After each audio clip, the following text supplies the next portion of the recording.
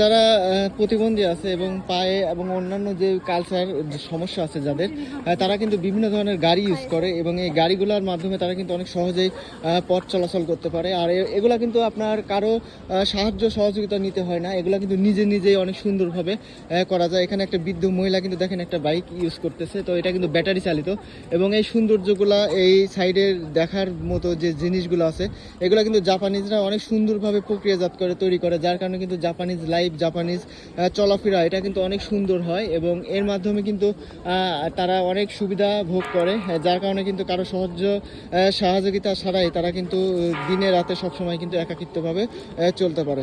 তো এভাবে জাপান লাইফটা অনেক সুবিধাজনক হয়ে যায়, কারণ তারা জানে যে কতটা সুন্দরভাবে মানুষকে চলাচল করতে সাহায্য সহযোগিতা করতে হয়। একটা কুকুরের গাড়ি দেখেন, অনেক সুন্দর কিন্তু গাড়িটা, তারা কিন্তু এভাবে কিন্তু কুকুরের গাড়িও তৈরি করে।